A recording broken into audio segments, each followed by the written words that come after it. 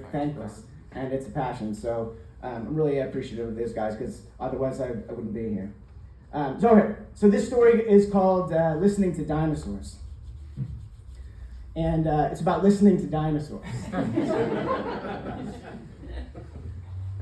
There came a moment when I was simply too exhausted to go on ignoring them. Riding my bike home from work the hilly way, and I had just crested the final rise, that last inside curve on Toro Canyon, I pulled over to the side of the road and paused my little GPS computer.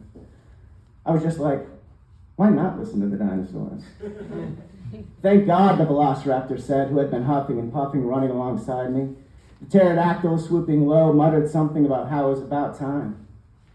I was new to California and been hearing these dinosaurs since getting out of the Navy a year before. When you leave the military, they make you take this civilian transition course. It's not optional. They passed the whole law about it, and how to write a cover letter, mock interviews, that kind of thing. But nothing about if you start seeing dinosaurs. Nothing about if they start to talk to you. I propped my bike against the stone wall alongside a gravel driveway that twisted through an avocado orchard.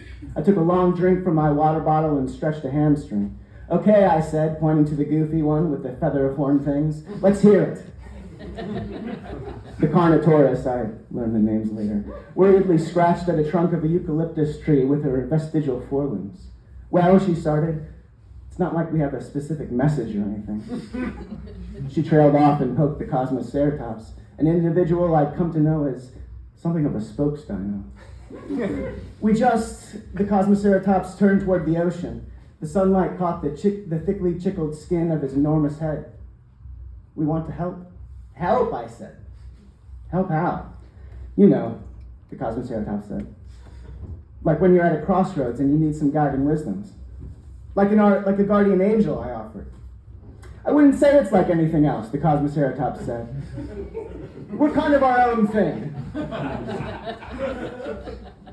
I asked for an example of the crossroads they're talking about, and the Dracorex, this knobby, flat-headed bastard, cleared his throat to speak. Like at work, he said, you're not feeling fulfilled, right? Like just as an example, I mean.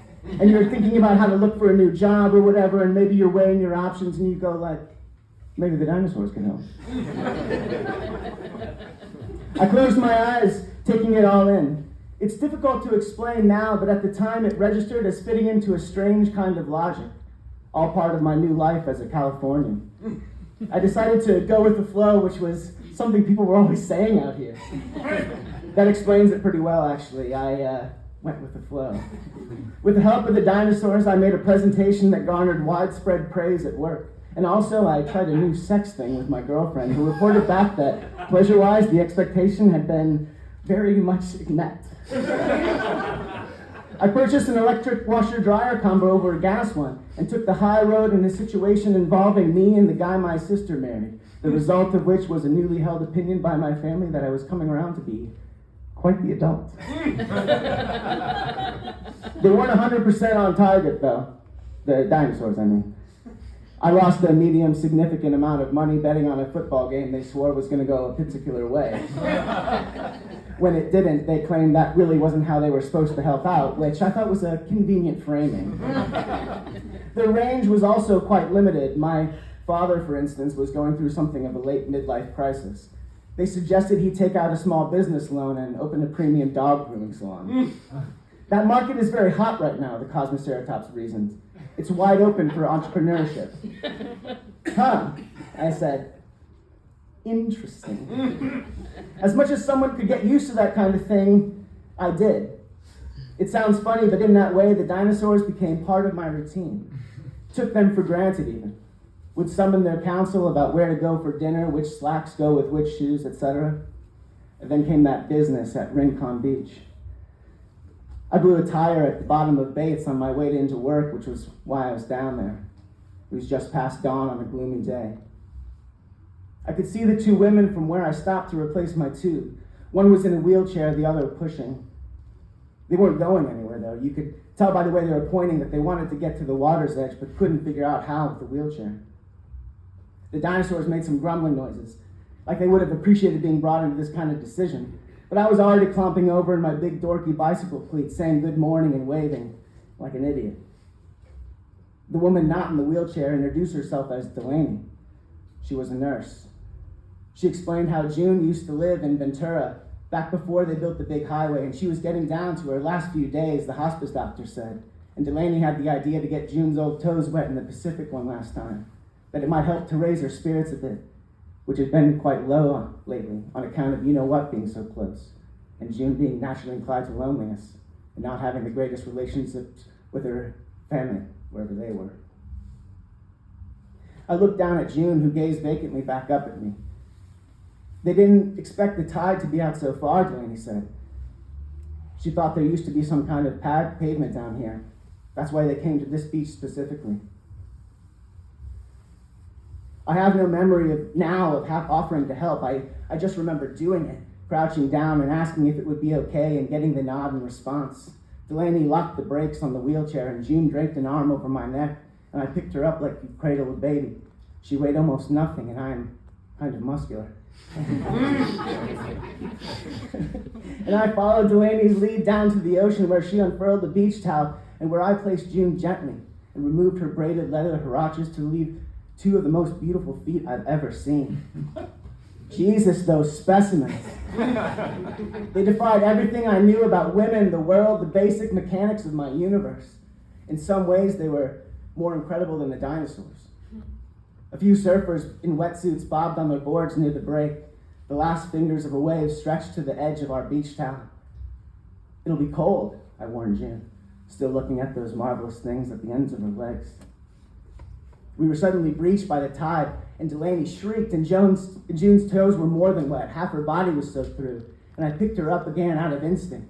And Delaney went off chasing the towel, and June laughed her phlegmy old lady laugh, enjoying the sight of Delaney and I rushing around in a pointless little panic. Her gray face was so close to mine, so creased and spotted, and I thought about those feet of hers, those soft curves around her ankle, the high arch of her sole as smooth as calf skin. We stayed like that for a moment, but Delaney broke in with something about how that was enough excitement for one day, and I carried old June back across the sand and returned her somewhat reluctantly to the wheelchair and said goodbye. I went back to my dinosaurs who had gathered around the bicycle rack. I was thinking, I said to the group, maybe a few of you could go with her. That's really not how this works, the Diplodocus said. She made what I took to be a shrugging motion with her squat leather shoulders. I guess I knew that, I said, even though I totally didn't. What did I know? I mean, really, not a lot, it was turning out. At least that much was becoming clear. That morning at Rincon marked a change in my relationship to the dinosaurs. They seemed distracted or disinterested, and when I brought it up with them, they accused me of doing the same. Fewer and fewer would muster when I called a session until I stopped doing it so much. Felt like I was bugging them. Then months later, out of curiosity mostly, I did the thing to make the dinosaurs come, and not a single one showed. They were all gone. I married my girlfriend with whom I tried that new sex thing. She's the only other person I've told about the dinosaurs. She asked if I ever see them anymore, whether I still hear their voices from time to time. My honest answer is yes, they're out there, but estranged from me somewhat. As an example, I saw the Cosmoceratops a few weeks ago in the wetlands behind the new housing development they're building in Goleta. I waved, but he acted like he didn't notice, which I have to say is very on brand for him. The truth is, they'll always be with me, even if I never see one again. It's the way, after a while, you think of a limp completely separate from the initial wound. In fact, you don't think of it at all. You're just like, okay, whatever. This is how I move now. What's up? Woo! Woo!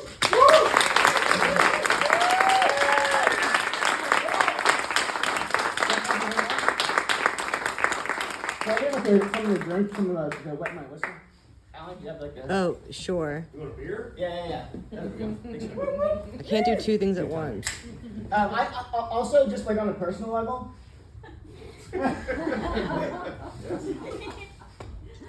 it's been a really hard year for me and my wife, and I was just thinking, like, if you could like actually like put like into medicine what I needed, and it would be like sitting around with other like jack-off writers and drinking beer for a couple hours. So like, that's what happened today, and it was really amazing. So thanks for making that happen.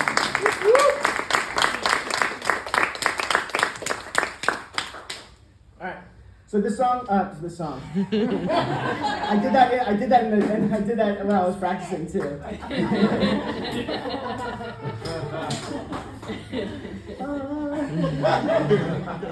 All right, this story is called The Two Women. I'm writing this in the car right after it happened because I know how you don't like embellishments. I know that's one of our things, so I'm writing it down because I want to make sure it all comes out like it happened, and none of the details get lost, which is another one of our things, and I hope that you see this as growth, as me growing.